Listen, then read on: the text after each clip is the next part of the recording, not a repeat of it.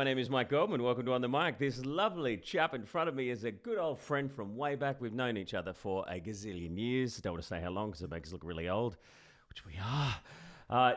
First met, I think it was the Underground nightclub in Brisbane where in the 90s when I was working at Triple M as a DJ, and he was in a Michael Jackson dance lip sync competition or something like that.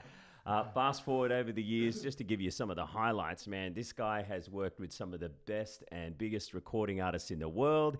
He has discovered and worked with and produced people like the Veronicas, Tim-O-Matic. He's even had his own top 10 single, which is pretty crazy. But moving from that, he's also working in tech, and he's got his own app that is going gangbusters. He's a good old Aussie legend. Ladies and gentlemen, please welcome to On the Mic.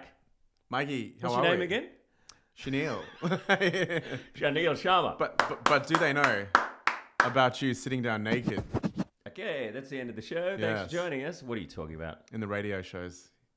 You used to Oh, say- yeah. Well, when I was on Triple M, we used to do a show called Nude Night on the Net because we had the first internet show. We had the first the first website for a radio station in Australia other than the ABC. But the ABC, do everything first because got so much government funding, I guess. And all of a sudden, we had the first website. I thought, how can we take this further? So, you know how slow the modems used to go? We did a show called Nude Night on the Net. We just broadcast a new photo of ourselves doing the show in the nude every minute or something like that. Then we did Nude Night on the Net 2, which was from the opening of a strip club. Don't judge me. And then Nude Night on the Net 3 was from the Hellfire Club, which is a fetish Only club that Goldman. would happen once a month. And they strapped me to a... one of those things, the bondage things that you strap people to. They put a ball in my mouth, and every time I had to talk after a song or a commercial break, they'd take the ball out, and I'd go, "Hey, you're on Triple M. You just heard Guns N' Roses." Put the ball back in. Anyway, how do we get talking about that in the first minute of this show? Well, you it quickly became about me and nudity, which I don't mind. You started the Naked series. The Naked Chef. You were doing that before everyone. How are you, man? It's Good, not about buddy. me. It's about you, Good, my buddy. friend. Bring this little bastard close to your mouth There and we get it go. about a fist away from your face. Great. It's crazy times. Busy, working too hard. That's how it's going at the moment. Living in fabulous Bris Vegas. Yes. One thing I didn't mention about you as well, Shaneal's one of the reasons why I got into property. He's one of the most knowledgeable people about property I've ever met.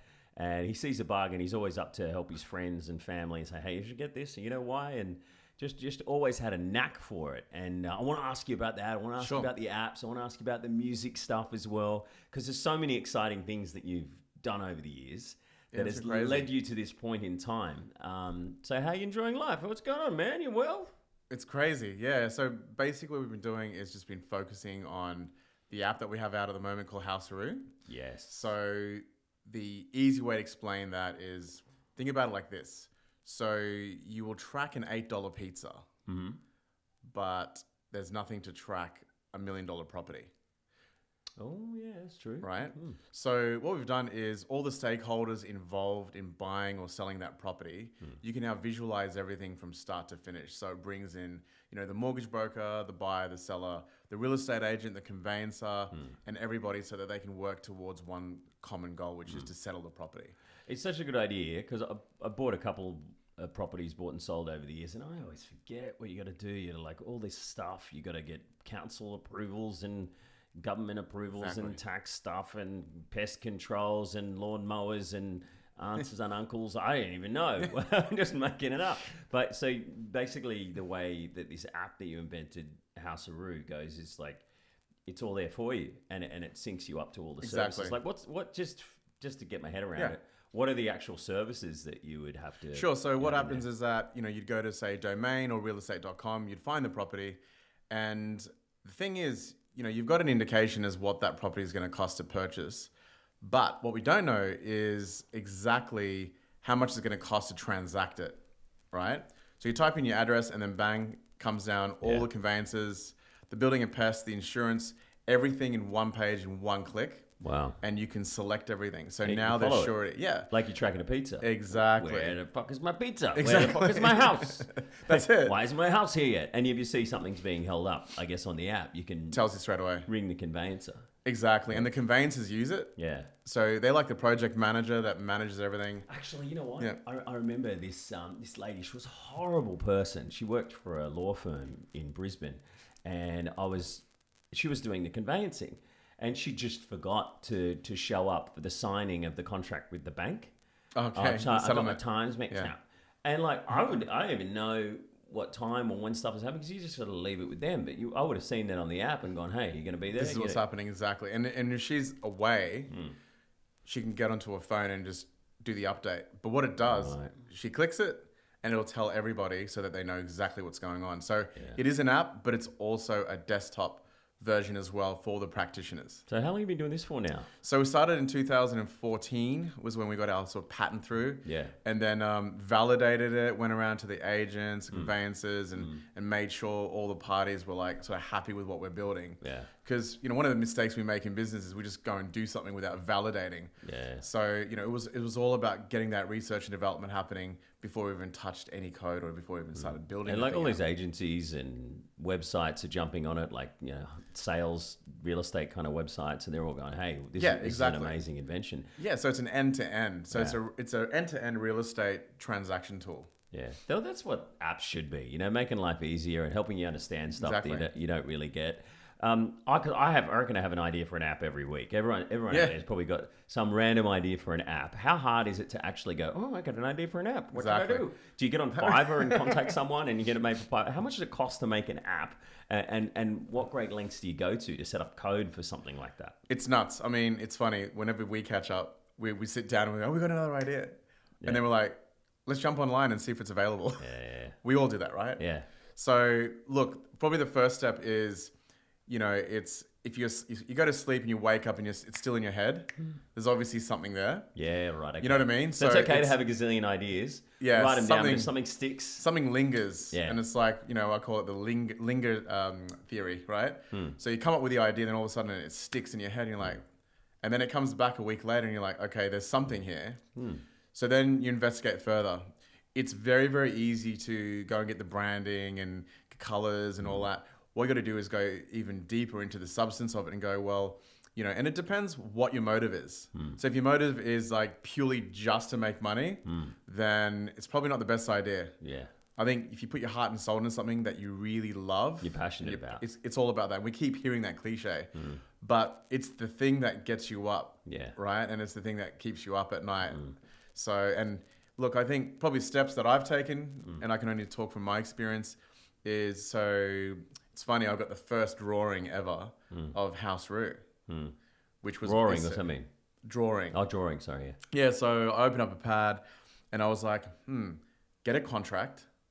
It goes into this contract converter machine and it spits out this timeline of all the the visualization of all the terms and conditions. Like, you know, the contracts are so thick. Yeah, yeah, yeah. And it's like, what the hell? What does that even mean? Yeah, So how can I put that in and then spit out this timeline yeah. that actually visualizes everything?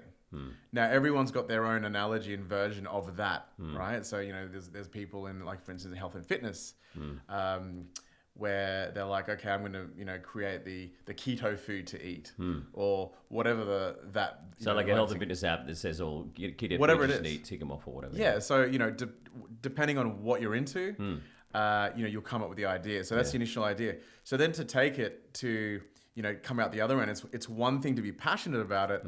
But then if you're truly good at what you're doing, if you pick one thing and do it so well, that becomes so compelling that people go, I like that. So how did you get compelled to build the House of Roo app? Because I mean, you've always Sure. had a fascination with real estate. Yeah, And, definitely. and so it's something that's in your blood, you know. Exactly. Since I was a kid. you love the deal, you know. You love when you come out with a win. Yeah, I think what it is, and as you know, we're creatives.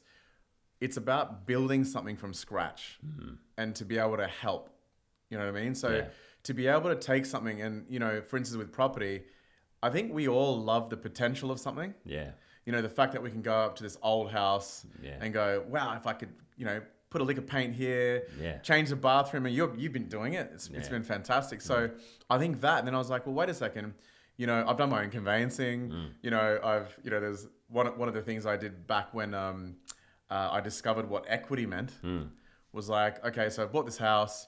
And in fact, it was the first property that we recorded the Veronicas in. Actually, we'll talk about the music stuff later. But it was, and this is crazy about visualization. Yeah. So I was living at home at the time, and I have this pad and pen that I always write on.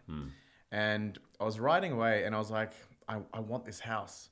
And I drew this house and where the studio would be. I said, okay, the house is here, the lounge will be here. You know, my bedroom will be here. There'll be a sunroom. And then there's this other room that's going to be the studio. You're just drawing this on pieces of paper. Seriously, just on a book, and I just put it under my bed, right?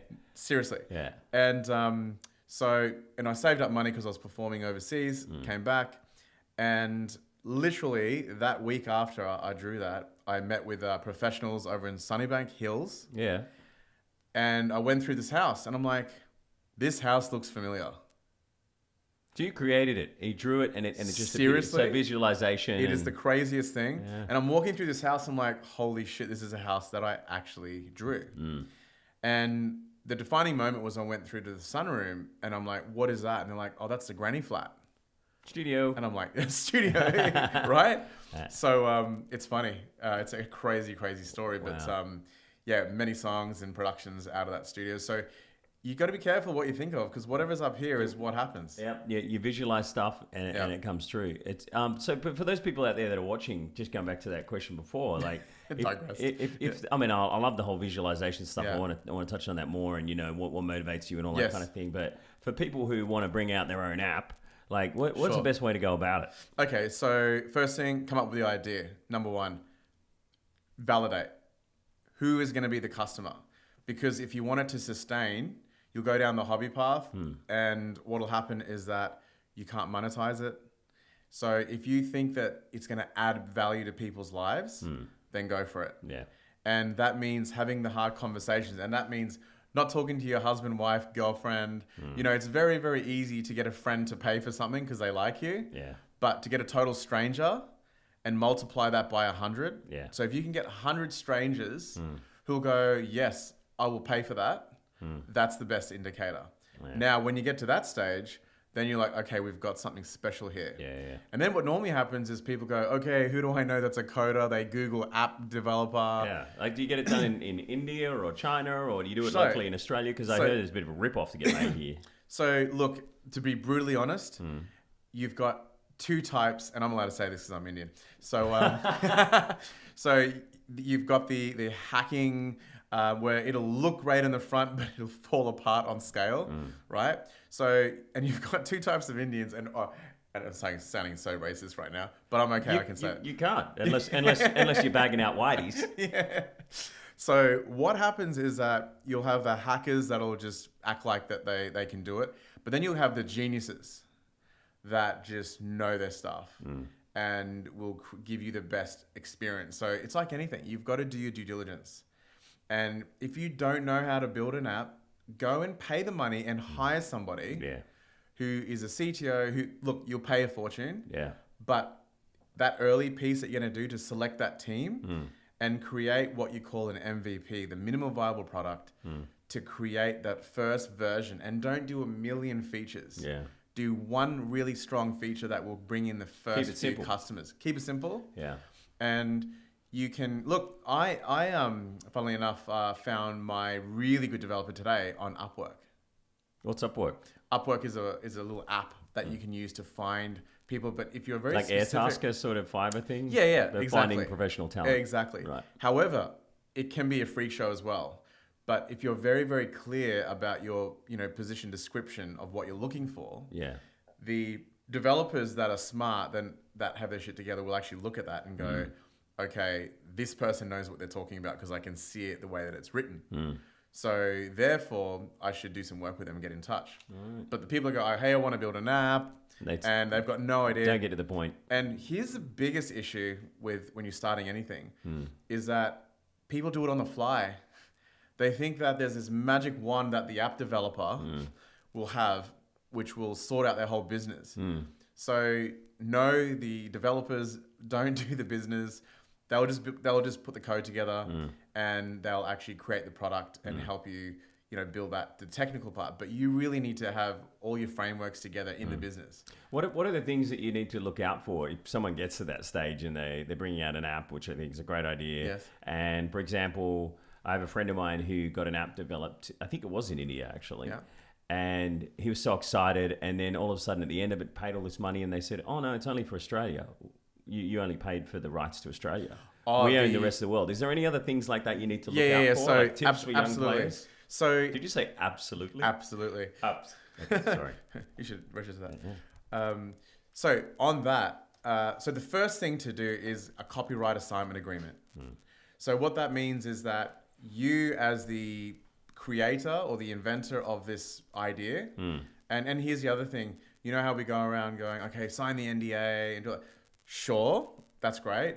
But at the end of the day, to get something from start to commercialization, it is so far away. Just get out there and do it, and just do it better than the other person.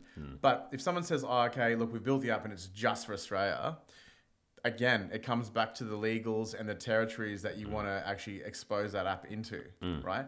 So, and here, it's a great point too that you bring up. If someone's developing something for you, the first thing that you must do is send a document out that says, at all times, you own the rights to your product. Worldwide. Yes, absolutely. Yeah. Absolutely. So what happens is that, so you've got this idea, this is it, stipulate what it is, you've got your business plan, and you've got your roadmap of what you want to build and create. And anybody that touches it, I'm talking about designers. However, if you have a designer full-time that's coming in and becoming a business partner, then obviously you'll have a relationship and you'll work out the equity and how that will work together with a shareholders agreement.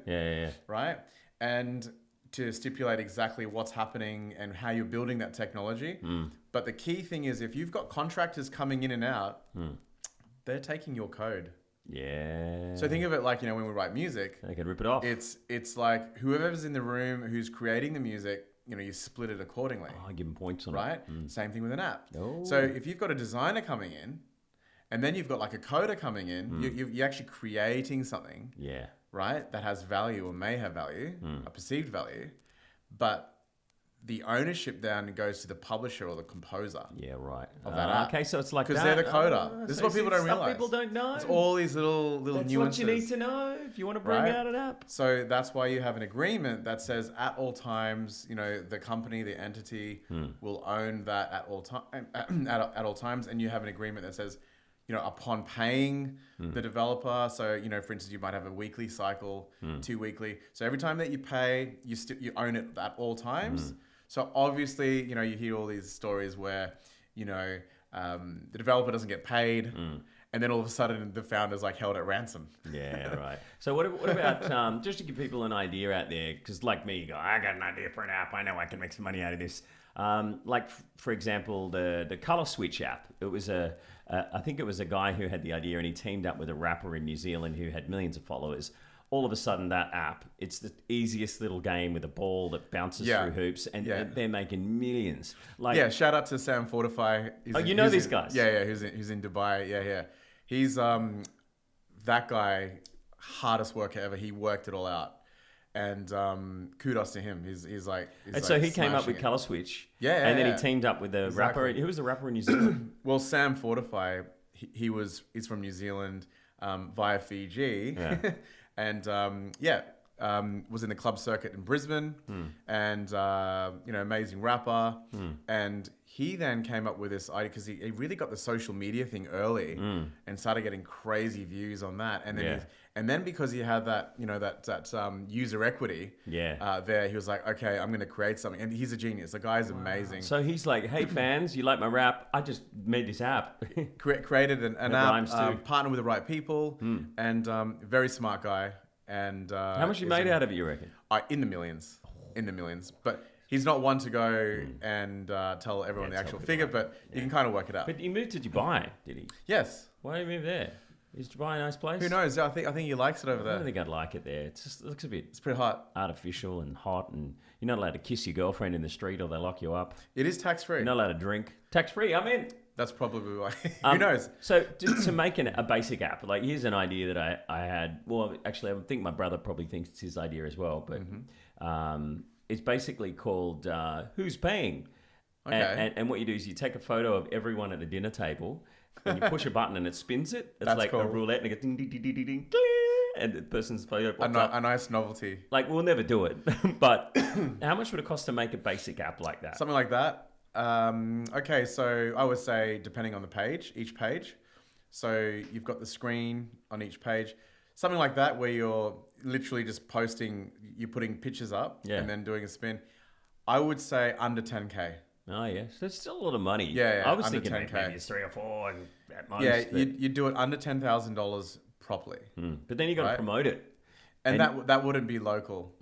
That would be getting the right people. So is it becoming like you make an app? And I'm sure there's a lot of people out there that have made an app and they know it's great, but they get to the point where no one's downloading it because that's where the actual work starts. Exactly. It's like it's the numbers. it's actually quite easy to make a movie or record an album, but when who's going to consume it? When you're finished, you've got a bigger job ahead of you to promote it. To actually market so it. how do you promote and market an app? There's actually amazing apps out there that don't get used. But to go back to the cost again, just quickly, or you might get lucky. There might be a student or a uni guy who's wants some side hustle, who's just an absolute genius. Yeah. And we'll just go, yeah, cool, I love it. I'll partner with you and smash it out. You know what I mean? So again, it comes back to the individual and how you hustle that out. But they're going to be spending 2 or 3 months like working on it and finishing Yeah, it. in between time. So, that's why if you take the professional approach, apps generally are expensive. And the other thing to keep in mind too is that it needs to get pushed out to all the different phones. Yeah. So you get your Android and your iOS, So, for instance, we do ours on Ionic. So we basically publish on both. So as soon as you create it on that web app, you push it out on Ionic and it makes it native to both. Ionic is a web app. And It's, it makes Okay, so what it does is you build it on that and you push it out. So we do it instantly. So you're not having to go, okay, I got to fix this side and that side. So that's really helpful. What was your other question? Do you like bananas? No, I like that. no. The other question was, you said, how much was it to make an app? We had the tips for young players. Marketing, yes. Okay, so classic example. So right now, in our company, houseroo.com, so there's an app. However, it's all about online and offline. So we do events. We do 2 to 3 events a week. Right. And we've called it so in this case here, it's the real estate network, right? So it brings the community together who would be our customer of that app. And we just activate little events. And so all of a sudden, these little events are now bringing on people onto the app. So that's like the offline stuff. And then the online, we do little ads, create content, and say the swipe up. Yeah.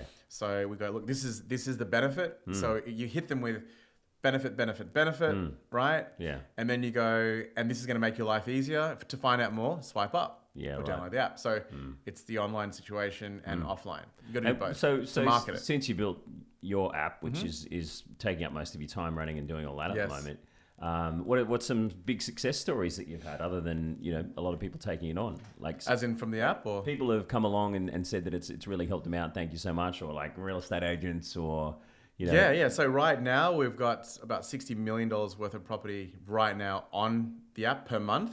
And growing, so that's being transacted right now, which is pretty awesome. Yeah. And so at any given time, in the last 2 months, we had another 425 new users jumping on. Wow, which is good. cool. Well done, man. That's massive. Because remember, one property Yeah. has like 10 people, right? You got the buyer, you got the seller, the building and pest inspectors. So many people touch that one property. Yeah. So all of a sudden, one thing creates one-to-many relationships, right? And then it changes hands. Then you got the removalers and the internet provider, et cetera, et cetera. Oh, you do that too? We don't do that. Oh, yeah. And we, like I said, you stay focused on one thing, Yeah, right? yeah, exactly. So, but we plug in so that service people can ring up providers. and go, hey, you need the internet? Exactly. So that's how it works, right? Right. But so marketing is a very, very important part of it. But any success stories? Like a little old lady's gone, I don't know what to totally. do. Or Okay, so someone said, thank you so much. If it wasn't for having this app, absolutely, I would have lost the property, well, or I we would have stuffed up. We have a gentleman over in China who's transacting, who's actually settled their property now, and they wanted to know what was happening. Now, if you've been to China, you can't actually log in. Oh, because so in House Roo, you're able to, so the conveyancer took a screenshot of exactly, so what The happens, timeline. of the timeline of where Right. everything, sent the snapshot, a screenshot and emailed it. Oh, wow. And it's So like- you could say, okay, that's That's done, where it's up not- to. So it's funny. Right. So there's always a way to have a workaround. And then we had another gentleman who he calls himself House Roo the Kangaroo, and he's just taking it on. He's uploaded everything. He's rates. Loves it. Yeah. Yeah. Great. So we've got some great success stories, and more importantly, real estate agents who have been left out of the loop. So they're going out, getting the listings. And what's been happening now is agents can now see where all their properties are up to in the conveyancing process because they want to know when their commission's And coming. they can help out the vendor by going, I might just ring the conveyancer for them and just sort of Exactly. help move things along. Because, hey, let's get one thing straight. Real estate agents make a shit ton of commission, don't they? They do. But, deservingly so, I guess. Sure. And you've got hardworking agents, and then, there's a difference between an order writer and then, like for instance, when I was selling some of my properties, I had one in particular that was actually help staining the stairs. Yeah, right. Oh, really? Yeah. And then, they come in and, organize the mowing and, making Some sure. real estate agents are good. They go I know all out. I know They a go all local out. one around here. I won't say what his name is, but he even invited me to a State of Origin party. When I walked That's in, there cool. were strippers everywhere. Well, You as know I who say, you are. we're not in the industry of selling property. We're in the people industry. Yeah, exactly. And it's a He good. was It's definitely in true. the people Yeah, industry. obviously. Has there ever been a point? Because how many years have you been doing this app and preparing it and making it? Look, from scratch. So, and here's the difference. When you solve a problem, you might be solving it just for that one industry. Yeah. Right. But we've gone down this track and we're like, holy shit, this is a huge problem. Yeah. What have we got ourselves into? How many years did it take to develop? 4 years. 4 years. Yeah, Was from- there ever from day a one. moment where you went, this is way too big? All I the can't- time. Like, I can't do this. there's been times when, because you're sinking everything into it and then you just break down and cry. You're like, what am I doing? Have you broken down? Absolutely. I can't do Yeah, this I'm like, anymore. what? I'm not going anywhere. I'm losing everything. But it's really funny. Yeah. Then you're like, oh God, please help me do something. And then all of a sudden, bang, this deal comes in, another deal. And you're like, okay, this is why I'm doing it. Right, okay. So I think there's something to be said about your passion. I think it's your spirit, and to be able to visualize it, and something just pushes you through. And then the signals come and it's like, no, you're on the right track. You know that little drawing online where you've got that guy digging the diamonds? Have you seen that in the No. tunnel? It's amazing. You should Oh, show and that he to stops this. and the diamonds are He just there. literally stops and there's like this much dirt. Ah, And if yeah. you just dug 2 more, the diamonds are there ready to go. Literally, that's how I feel sort of daily. Yeah, wow. You know what I mean? Yeah, so So well- it's not like okay, we can go and I can go and consult right now and get paid great bucks. Yeah. But to actually invent something, Hmm. like as in it's easy to go and buy a franchise or and don't get me wrong, it's hard work. Hmm. But to actually invent something from scratch that doesn't exist, Yeah.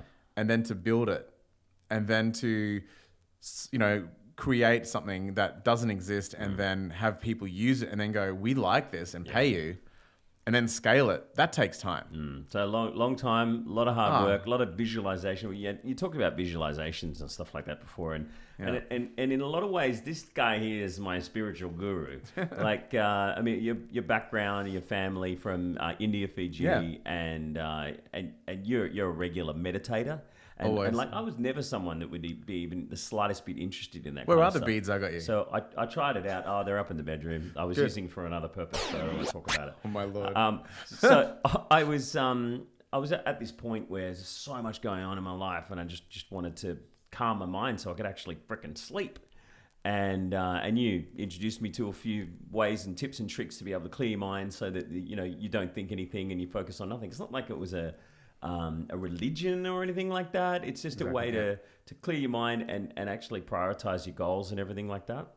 And it really is something that's absolutely changed the game for me. Oh, absolutely. It's funny. So we were talking about mindfulness, right?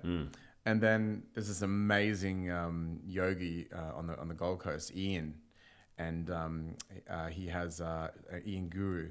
He's such an incredible human. He's like, it's not mindfulness, it's mindlessness. Yeah.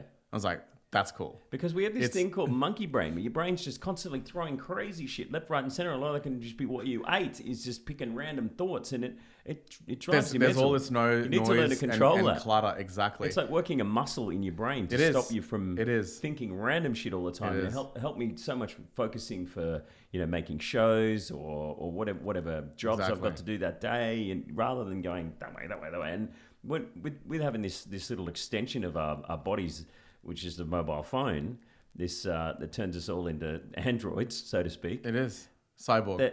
It's cyborgs. They're always bing at you, and it's like exactly. It's so easy to program yourself to be scatterbrain and all over the shop. It really is. More now than ever, people are getting anxiety and they're stressed out and they're all over the shop. They need something like this in their life. Like there's an app called Daily Calm, which is only 5 minutes. You sit there. I think her name's Tamara Levitt. Hi, I'm Tamara Levitt. Today, we're going to focus on your breathing. And that's pretty much all you do. And apparently, she's making millions of dollars out of doing that. That's another app that's huge. But just once you've just put that in your life once a day or once every couple of days, I might even do it. I'm not super committed to it. I mean, as much as I should be doing it more. It definitely makes a change. It does. Like health and well-being wise as well. So what's your daily routine for that kind of thing? Yeah. So the first thing that I do is, as soon as you sleep, you wake up, you're actually dehydrated. So if you've done 6, 7, 8, 9 hours, you're actually dehydrated. So first thing I do is lemon, half a lemon squeezed, and water. And I'll do 600 mils and just drink all that straight away. Alkalize your body with the lemon. Straight away. Yeah. And straight away, I'm alive. And then I put on... So meditation is interesting. So for instance, if you go to sleep and you don't just jump on the ground and sleep on the floor, right? You straighten the bed out, make sure the cushion's all comfortable, and get your, you might put the aircon on, whatever makes yourself feel very comfortable, and the ambience needs to be right so that you get a good night's sleep. Make sense? Yeah. Same thing with phone outside the bedroom. Never have a phone in the bedroom, because you're, subliminally you've got that psychological connection to it. Yeah. So just someone might message me. Mine stays someone in the might office. like a photo. Mine stays in my home office. I downstairs, plug it in, leave it, and I'm like, that's where it is. Done. Disconnect. Then what happens is that I'll put on this music that has a certain vibration to it. So the Om. Oh yeah. And so now what I'm doing is I'm creating the ambience to get ready to meditate and get my mind into that state. Does that make sense? Is that like first thing in the morning, like at first thing, 5 a.m. or something like that? So 5:30, 6, depending. And because I work crazy hours, but for some reason I wake up with the sun. Yeah. It's just a thing. So I always make sure, and if I'm working crazy hours, it's because the workload's higher, but then that means I need to organize myself better, right? So there's no real excuse or execute faster or spend less time. It's funny, you can actually check your phone and look at your phone activity. Yeah, I noticed that. What's yours right now? Oh, it's about 4 hours because all my work's on the phone. Because a lot of my work's on that. Yeah, right? on your phone, but that's not too bad. 4 hours is pretty good. Oh, it gets higher, believe me. And it depends when. So to go through that ritual, drink first to hydrate. Then the other thing is to create that music. So the on music. And what, is that something you just downloaded off the internet, or is it a YouTube thing, or what is that I music? I have it hooked up to my stereo system. And it vibrates. So you don't put the headphones on like no, most people no. meditate. You pump the whole room with the meditation I music. cut all technology and just have the sound going. And then to get me into that mood again, I'll throw some incense on, open the window a little bit, and then all of a sudden it's like this great vibe. Does that make sense? Yeah. And then I'll close my eyes and then I look in between here, which is my third eye. And I look there and then I do my breathing. And I just go into the blackness, into the nothingness. And the first meditation that I do is the Nothingness Meditation, which is think of nothing, look at the black, and just breathe and just look in the black, and that's it. And I do like little chants. You do chants? Chants. Is that like a transcendental meditation thing? Yeah, it's they give you a word and you just say that word over and over again? I just say that, and you can do whatever. It might be I want to be a billionaire, whatever it is. Probably not that, but mine's Om Namah Shivaya, which is a Sanskrit which is Oh, essentially... yeah, you told me that once before. Yeah, so... You just say that over and over again. Or you can just do What's it mean? What it is, it's... The meaning is different to everyone, but basically it's may peace be with you, right? So it's peace and light, right? So it doesn't matter what you believe in, but it's just peace and light, essentially. Yeah, wow. Right? So it's the whole chant of peace and light and to be positive, right? So close your eyes and then you do that, and you can do whatever you want, whatever works for you, right?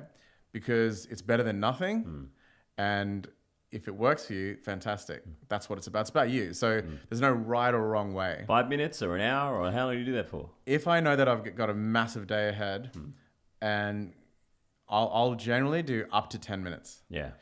That's all you need? But because I've been doing it every day since I was born, I like right now, I could probably meditate right now and get straight into it. So I could like literally close my eyes and zone in now. I was going to squeeze your nose. Yeah. So has anyone ever done that to can, you when you're meditating, like play a zone trick in. on you? No, but my dogs jump on me. Yeah. And then they chill. It's funny. Yeah. 'Cause So they're whenever I quite- do it, if I'm going to, I'm like, oh, someone's going to walk in and I feel like I'm being busted masturbating or something. Like, oh, what are you doing sitting there all alone? Like, hey, what's going on? But there's all different types. So that one's to relax and think of nothing. Yeah. And then you're back and you're like, wow, okay, that's good. Now, then I'll do one for focus. And then I'll close my eyes and I'll actually put all my deadlines and my goals and you know what I mean? So I'll actually focus on, okay, I've got this on and this is the outcome. So I've been in situations where I've had a big meeting with a very important person who is going to help the dynamics of the company and help with more revenue. And I've actually imagined them and how they would be and how they would treat me, and it's crazy. Do you visualize it? Yeah, and I'm best friends with them today. Like the Matrix, you make stuff happen. Like You do. Shia LaBeouf, you know the actor? Shia LaBeouf, I'm not sure how to pronounce it. He's wearing a t-shirt at the moment around that says the Matrix is real. And so basically I've got a couple other friends who say the same thing. They say that Matrix is a documentary. Well, because you're basically creating stuff in your mind and you're visualizing things and they actually happen. Well, how much truth do you think there is to that? Well, the saying is that, there's a saying that is, a man is what he thinks about all day long. Think about that. You are exactly what you think about all day long. So if you're like, oh, I've got no money, that's what's going to happen. Oh, okay. If you keep thinking, I'm broke, where's I'm my this, cash? I'm that. Then Or, keep but if you thinking, go, I've got money, things are great. Yeah, or times are tough, that's cool, but I'm going to get through this. Like, instead of going, okay, oh my God, I got all these bills and I got to make payments and you flip it. You go, actually, I've got to make more revenue. I've got to go meet more people. Yeah. So you just flip it. And Like you visualize the meaning of Other way people that around. will lead to things Yeah. where you actually make the money. You don't just go, I want money in my letterbox. And exactly. No. You have to be in the motion of it already. Yeah, Then right. it doesn't matter what you do. So that's the importance of visualization. Exactly. Who taught you how to do all that? Parents, and then They must be so proud of you right now. wanting to know. Because, one thing we never had as kids growing up was money, but we always had food and love, right? And always inquisitive. Like if I said to my parents, hey, I want to be an astronaut, they'll be like, you can do it. Go be an astronaut. So that's all you need, right? So that's the better than any money is the fact that, parents, your upbringing and your surroundings, people can actually say and back you and support you.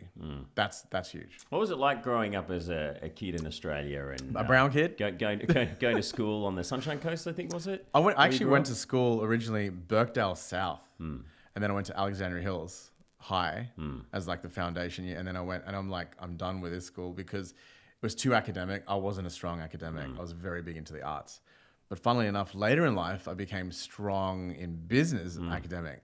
Yeah, Does that make sense? But being a creative businessman works so much better in this day and age. But Massively. What was it like being a kid at school? I mean, you cop a lot of racism. Did. Are we getting better in Australia?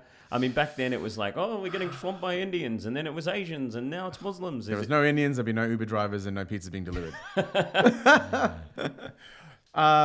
Look, we are definitely, and I think what it is that as a kid growing up, and we can talk about many different stories, but like for instance, you look at my ancestors who came from India, the Brits threw them on their ship to then go out and so if you're wondering why there's Indians and they call Fiji Indians or Mauritian Indians or let me set it straight. So what happened was when the Brits went into India, they took over and then colonized other countries, such as Mauritius, Trinidad, Jamaicas, and Indians were sent out everywhere to work on the cane fields. Hardworking people, industrious. And then you have all this the best thing that happened was that the amazing food that came out of that, all the spices and the herbs. And so, we don't look back and go, oh my God, they were a-holes. But how did the Brits get the Indians to move to Fiji? Whipped them and put them on a ship. So they're basically slaves, or were they promised like a new life? Both, all of the above. Right. So yeah, absolutely. There was it was huge issues with, there was killings. And back then anything went, right? But it was all about power. It was all about territory, and so they would then go. And my great grandfather was one of those people. So he worked on the cane fields. And he was shot twice, right? Whoa. There was a fight that happened. Yeah, wow. Yeah, it's in history books. Who did you shot by? And by the Brits. Oh, wow. Shit. Because he was like, you guys are like treating us like slaves. So he was fighting for the rights. He was a freedom fighter. Yeah, right. Well, they've got their rights now more so than ever in Fiji. But there's been a few military coups over the years. Yeah, because there's been coups. But I mean, when you go over there, everybody gets on. It's all right really, now. It's amazing. Yeah. Like, it's a beautiful place, right? So yeah, but as a kid growing up, of course it was racist. Yeah. You're like, you've got this curry, this food, and you rock up at school and you smell like the food, and they're like, what is it? Who's this curry muncher? Who's it? You know what I mean? Yeah. But then, I'd met like one kid, who was like, hey, we cook curry at home. And he's like, hey, can I swap your peanut butter sandwich? And you can have my curry. Like, so there's all these swaps going on, And that's beautiful. Yeah, it was good. And then, so I was really, really good, obviously, in music. Yeah. So I ended up, dancing, and we had like little, boy band. Yeah, you did too. Funny story. So we had we had actually the first boy band in Brisbane. What? Really? Yeah, back in the day, yeah. What was it called? So it was called Back to Basics. Back to Basics. And shout out to Jay Whitmore, who had a band called Culture back in the day. Oh, yeah, I know Yeah, Culture. so our first band song was did they Back have? to Boom Shaka Jam. Yeah, I remember them. But he's got an amazing band now called Power. Reggae, UB40 with wow, Bob. that's cool. Amazing. Like in my top 5 reggae records. Yeah, Like, so it's insane. you're a massive fan of Michael Jackson, and what were your other influences back then? Yeah, so Michael Jackson, Prince, obviously James Brown, Luther Vandross. Like, I loved all that soul, sort of music. But then I loved the Chili Peppers and all the funky Jamiroquai. Yeah. Growing up, and obviously you had your band Polish back in the day. In Brisbane, I want to talk about that. Hey, no, that was fun. I mean, I was working on the radio and just wanted to start a band, and got out there and played a few gigs, but nothing of the magnitude that you've done. And how did you stumble across the Veronicas? So the quick version, I was a dancer, and then from dancing I progressed into obviously songwriting, production, and music, and I co-wrote a couple of things with the Savage Garden guys. So actually the brothers, Daniel Jones and Oliver Jones. So Oliver Jones had a studio, and we would cut some of our first... Jones. Oh, that's Johns. No. Oh, yeah. That's, you're thinking Darren Hayes, or you're thinking of Daniel Johns from Silverchair. Exactly. Oh, yeah. So writing and producing, and I actually had a couple of top 10 hits, and that was in Singapore, and also from that was when the phone book was big. Yeah, right. So we would actually have our studio in on the phone book, and out of the blue, this guy called Joseph Orglasso calls and says, hey, I've got a couple of twin girls, and I'd like to bring them in. They came in, they performed for us, and we started producing their album. And we experimented with some R&B, and at the time, there was a band called S2S, Sister to Sister. Yeah. And so, S Club 7, is that it? No, S to S. S2S. Oh, Sister to Sister. Right, yeah. And they're like, they're too similar. So we produced a whole record, well, half record. And then we experimented with some rock and said, okay, let's try this rock thing. And Jessica overnight came up and goes, hey, I've got this name. I'm reading these comics. I like the Veronica's name. At the time, they were called Teal, Teal. And from that, what ended up happening was, we shopped them to every single record label, and every label in Australia said no. And then a guy, they said, nah, they're twins, it's corny. And then a guy called Hayden basically took the project and then shopped them again, took them to the States, and they got their massive deal. So yeah, the first What's part. Hayden's last name? Hayden Bell. Hey, yeah, I know Hayden Bell, right? Yeah, Hayden Bell. So yeah, so what happened was, and then the rest is history. They became megastars. And Yeah, they really did, didn't they? Yeah, absolutely. Huge. Yeah, great story. Massive. And what about, you worked with a few other people over the years. Yeah, so Timo-matic, obviously. Malik Youssef Yeah. in the States, who's Kanye's right-hand guy. Learned a lot from him. Worked with the guys from War. Remember the song, What Is It Good For? The real legendary. Met the guy who actually, you know how it is in LA. You've done a lot of LA. So spent basically 2001 to 2011 in the States, writing, producing, and biggest learning experience. Don't go out and party. Focus on the work. Yeah. It's so easy to just It's party so in easy. LA, isn't it? And lived with one of my, my closest friend, Adrian Newman, who's an amazing writer, producer as well, multi-platinum producer. And so the Kanye thing was pretty amazing. And John Legend and all these guys coming into the studio in Burbank. Oh, Kanye, you get to meet Yeah, Kanye. yeah. Met him. What's Kanye like? He's awesome. Is he a genius? He actually He's is. got a lot going on. He's in a his cool brain. cat, but it's just I don't think he meditates just at foot, all. Foot in mouth, And exactly. the monkey brain's just going at a million miles Foot in an mouth, hour. and then he's like, "What am I doing?" So so my experience has always been incredible. What was your take on Kanye when he's all of a sudden come out and backed Donald Trump and he's gone in the Oval Office and just gone on his rant supporting Trump and wearing the MAGA hat and all like everyone from John Legend to so many other performers turning against him? Look, I don't agree with. You just look at the behavior, right? So any behavior, if you look at something and you're judging on at that time, but I don't know the full story. Yeah. I don't know what he's thinking. He went to I a don't know. mental institution after that. Sure. And like he actually fully went into a mental, I don't know if And you've then ever checked in? been to a mental institution, Like No, I haven't. your girlfriend's there and they're like, they show up in the white coats. Hey, babe. Yeah, these guys are going to take you away just for a while. You'll be fine. They're like, that's But when here- you're certifiably crazy. But the other thing is too, when you got a population of 365 million people, Yeah. and then you've got drugs that aren't available over the counter here that there are there, and then you've got like a doctor for everything. Oh, you're a bit hyper. Okay, this is what you are. When we were hyper, it's like, okay, go play sport. Yeah. But when Don't- he copped all that shit for, being a fan of Trump, and then he went to the mental asylum. Yeah, I didn't and, follow it. And then he came out and he doubled down on the whole thing. Like, no, I'm all about Trump. I'm all about not letting the story of being slaves in the past own us. He was making out like some people live in that story still. And I think also with him, he knows what he means. And, I even fall into that category sometimes where I'm like thinking, you'll think something and you got the best interest, but it comes out wrong. Yeah, okay. You know what I mean? You think it came out wrong? So I think so. Like enslavement, like if you just take that, and I've done a lot of deals, in the States with, communities, and you say one thing and they totally take it another way and they make it about the race, and it's like, no, it's not about the race and it's not about you and your ego and everything that, if you want to play that card, my great grandfather got shot. Let's not play that card. Yeah. Let's talk about right here and right now. Yeah, and make moving it forward. And exactly. Yeah. So not focus just on the past. don't play that card. Past doesn't equal your future. Exactly. Yeah, Yeah. wow, man. Far out.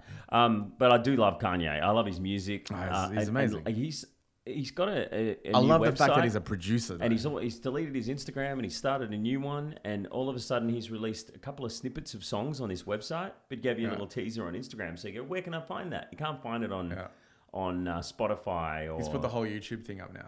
Oh, has he? Yeah, it's all, the whole thing's up. You know that little excerpt that he did recently? Right, okay. It's awesome. Because a friend of mine that works for Sony told me the other day that there's word on the street that he's going to brush all his labels. He's going to say, you can't release this on Spotify. You can't have it anywhere. If anyone And just do his own platform. Anyone wants this music, you go to my website. And I think that's going to be great. And he won't make as much money as he always does. Sure. But money's not an issue. But for the diehards, they'll come there. Yeah, the diehards will, but Yeah. won't that open the door for a lot of other musicians out there that can't get signed to record labels? They say, okay, not on Spotify, not on iTunes, not giving money to the big corporations. You can only get this from Shaneal.com, or you can only get this from Polish.com. I think that's whatever name I of the think that's band. good and bad. I think if you're an artist, like if you want to do that, create your masterpiece and put it on your own platform. But you're an artist, create some more art and throw it up on other platforms. Yeah, exactly. Because it'll bring people back. So put it out there as much as you possibly can. And you know, guys like Michael Chase, you know, we have a label, MGM, and you know, we've got an imprint label through them called Vibes Collective with Tim and Matic. Shout out to Tim. So on that, one of the biggest things that Sebastian Chase, who was involved with In Excess, and his son Michael Chase, you know, they always would say, "You're an artist. Keep creating art. Don't go, okay, this is my art," and you know, kind of Get it out there and show as many people as you possibly get it out can. there. Yeah. You know, you got 450,000 hours and then you're dead, Yeah. right? I've never heard Right. that before. Yeah. So if you break down the seconds, Yeah. and so create art and get it out. If you love doing it, keep doing it. And where's your art at? My art is at my outlet is a great artist who it's great guy who works really hard, Tim and Matic. So I write and produce with him, and also do a lot of business. So you know, help him with his strategies and Because you moving forward. guys do everything from you know, touring around Australia, you know, Yeah. mentoring young kids for you know, how to get ahead in the music industry, Exactly. and dance and sing Yeah. and all that kind of stuff. And now where is he? Is he in Willy Wonka or Right something? now, Or some big no. show in Sydney?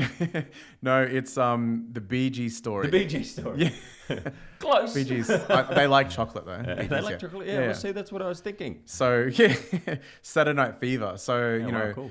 Tim's done an amazing job coming off the back of Madiba, and then now the Bee Gees story. Oh, I didn't get to see Yeah, the yeah. What was that like? Oh, incredible. Yeah. Like so moving. You know, the story about Nelson Mandela. Yeah. You know, and then again, like Tim's definitely one of the hardest working people I've ever met on the planet. Yeah. Like the guy's a machine. Like I from the remember- training Yeah. to his vocals to going to the studio, then Yeah. he's doing a show. Then Yeah. I'm like, man, keeping up with him. At Sony Studios in Sydney. Yeah. Yeah, remember? Just off Oxford Street. That like the basement down there. There's a whole Yes. heap of recording studios Yes. where all different artists are given those studios to record. But he'd be in there for like 4 or 5 days non-stop dragged you on one recording too. and making songs. Well, you called me at the wrong time because The wrong time for Mikey is when he's drunk. I was out late after some event that I'd hosted or something like that in Sydney, and I was like, hey, Shaneal's in Sydney, and it's like 11 o'clock at night, and I've had one too many drinks. Hey, what's going on, man? We're recording. You want to come and check it out? And I'm like, yeah. And next thing you know, I'm in there trying to play the keyboards, and Tim's Well, just that song was "Save It" that we wrote, which is out now and on all platforms. yeah, no, I wrote. Yeah, Yeah, that was pretty was all much- you. But I gave you it. Said, guys, Yeah. you can just you can have this. This is all you. I mean, as long as I can tell people I read it, I don't care. But that was fun. I think I fell asleep on the couch while he was You did. recording. You stuff. did. But he's a dude, and what Coolest guy. what a great story, and Great you know, TV shows and stage plays and everything. Oh, like absolutely. that. It's Killing the game. so cool, man. So when we first met, you were hosting the hosting. I was hosting the. You were when we hosting. First met, Yes. When we first met, I was hosting the lip sync competition Yes. at the Underground nightclub. Les. Lip sync Good old lookalike, Les. yeah, Les Costaglue. The Underground nightclubs, it was like the coolest, That was the biggest, spot. biggest club in Brisbane back Yeah. in the 90s. And along comes this guy doing Michael Jackson impersonation. Man, and we were kids. Did you win? I think you won. Yeah, we won. I did Billie Jean. Billie Jean. Yeah. Amazing. But it was a bit of a cheat because I came off the back of a Hollywood Legends tour performing as Michael Jackson. Oh, right, okay. So- That's not cheating. It's just like Yeah. your experience. And you saw the prize that was there up for grabs. It was probably only a $20 was bar good. tab or something ridiculous Yeah. like that. But hey, it's all about the experience. Exactly. You're a massive Michael Jackson fan, course. as I am. I mean, I was named after Michael Jackson by my dad. There you go. And Michael Jackson, because dad had just interviewed him, and because my dad's Yeah, that's a radio impressive. announcer, and Aaron, the other biggest pop star in the world, Elvis Aaron Presley. My middle name's Aaron. Did he And interview him? Elvis, Elvis? no, I don't think so. I think he's interviewed Dick Dale, Oh, wow. who was Elvis's good mate and Mm-hmm. running the band, and but Dad's interviewed so many people over the years. But I mean, Michael Jackson was someone that's very, very Incredible artist. misunderstood, incredible artist. You know, Oh. we're undisputably one of the greatest artists of all time. Absolutely. And just to see that he's not around anymore. I haven't even watched his documentary because I feel like he's not here to the HBO documentary. I feel like he's not here to fend for himself and say, "Hang on a minute, that didn't happen." Yeah, I know you watched it the other day. Freaky. And you're a massive fan, and I heard through the grapevine that you've changed your opinion. But let me just you'll never really know. Just paint it. We'll never really know. But let me paint it a little bit different here. Like these guys, I think the court case is $1 billion court case. Something huge. It's ridiculous money. So two guys who said nothing happened, it's all fine, and they're even later in life, and then Michael Jackson's gone, and a few years later they figure, well, what the hell? Some lawyers just saying this might happen. Some lawyers go, if you say this, you could get a $20 million payout each. Again, is that what it comes down to? It could, and I think also, look, there's two sides to everything, right? The thing is, in case like that, if you're thinking about children, right? And then the other part of that is that as a kid growing up, you say one thing and you can be groomed a certain way, but then it all comes back to your confidence and your strength, your internal strength. So if something may have happened, we don't know, but it could have happened. But they said no, because that may have been the norm back then, because, you've got this enigma who's Michael Jackson. And then later on in life, you're like, well, I've just had a kid myself. And it's like, I'm going to do this for my kid. And then you change your tune and it may have happened. And then all of a sudden, it's like, it's not about the money. It's about that. You know what I mean? Yeah, but I mean, I used to think that Michael Jackson dyed his skin white. And then you do a bit of research and you go, no, he actually had a bit of Lego. Yes. I think it's called, where, his skin... skin condition. Yeah. Skin condition. Pigment. And there's so many other random stories that came out about him over the years that were like, there was a rumor that he'd been neutered, or like he was sterilized by his parents. But his doctor actually came out and said that that's true. If his doctor did, I don't know. Who knows? His dad sterilized him so that to keep his voice high. I think the key. But you were telling me you reckon he's got a deep voice, and when he actually he talks to Seth, he can talk to Seth Riggs, who's a vocal coach, and he talks normal.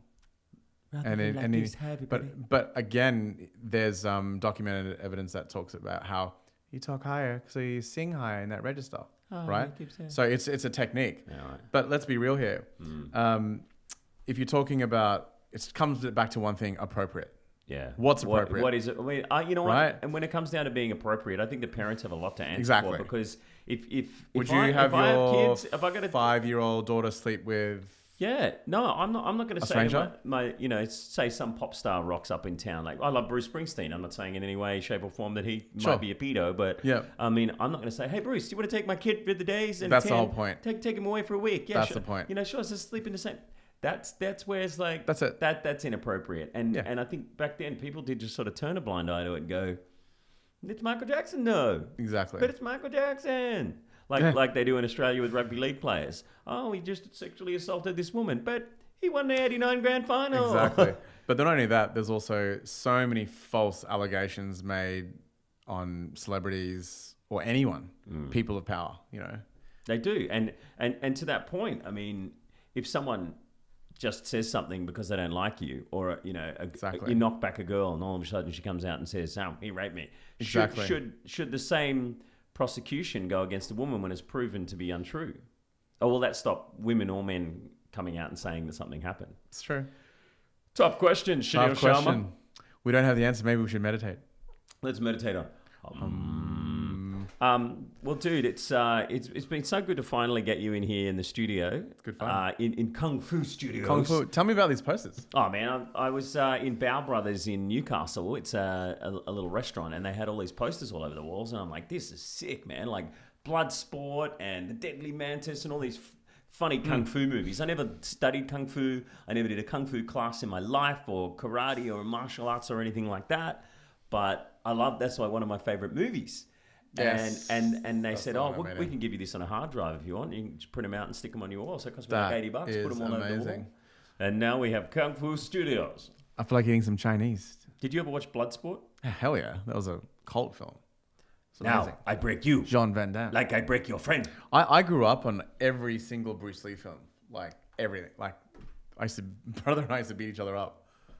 He was incredible, wasn't he? Oh, incredible. And what a weird way to lose Bruce Lee as well. And his son. And his son. Did you believe that conspiracy theory where it was like he knew too much and he's giving away too much of the ancient martial arts to the world, so he had the curse against his family. Well, he was poisoned, right? Well, he shot. I thought he was shot by a gun that had... That was Brandon Lee. Yeah. That was his son. Had blanks in it. The blanks. Yeah. But the Bruce Lee was poisoned. Apparently. Yeah. Who knows? Seattle. In Seattle. Yeah, well, Seattle's where he lived. Oh, wow. And you've spent time in LA. He used to train on Lancashire. There was this like old gym there where Bruce Lee used to train in LA. Yeah, it's in North Hollywood. Far out. Yeah. But I love the posters. Put them up, and I thought, wow, that's looks cool. Good in the studio. Kung Fu Studios. What else did we talk? I think we covered everything. We talked about everything we wanted to talk about. Was there anything else that we wanted to say, do? I think you covered the business. You covered music. Maybe the parallels of how songwriting and production. How the hell do you go from songwriting and then? So let me ask you something. Yeah. Let me ask you something. How the hell do you go from songwriting to bringing out an app? What are the parallels between the two? Interesting. So I just had this conversation with a guy called Wally Brill, who is one of the heads of Google. Amazing, amazing guy. And I was talking to him about this, and he's like, you do realize it's very common that people go from music production and are in technology. Apparently it's very common. And he was just like rattling off people in Uber and all these different applications that work on. And well, how I personally did it is it's because it's the art of creating. So the same way that you write and produce a song is the same thing or analogy of how you create an app or a technology. You've got all these moving parts where, writing a song, you come up with a hook. Well, with the technology, it's coming up with a hook to get people to download it, right? So it's so similar. So I think years and years of writing lyrics and, working to deadlines and coming up with melodies and, as you know, we can build a song in like about half an hour. You start framing up and mapping out a whole song. So the parallels are there.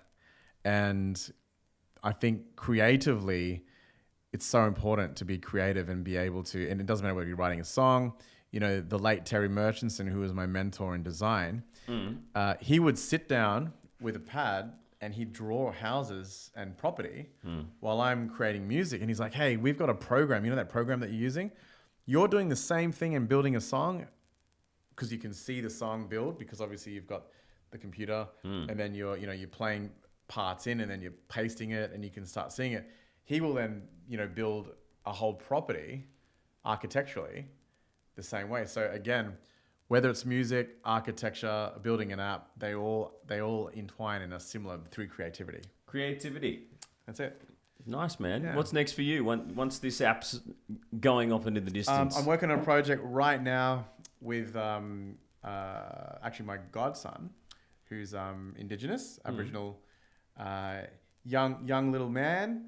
What's his name? And his father, the lion. He's like, that's the meaning, Egyptian name. And Cameron, who's from Northern Territory. His people, the village, and art.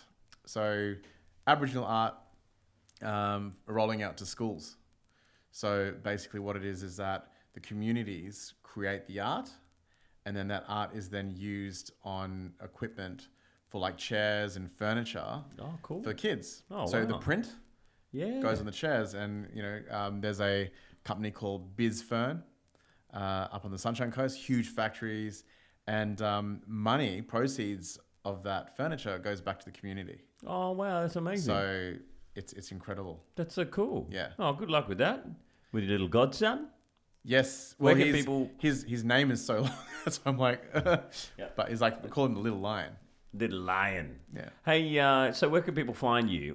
Give us your Insta. If sure. people Instagram follow you, and is your Twitter just, and all that kind of stuff. It's just Shaneal Success, and that's the number 6 and the letter S. Shaneal Success.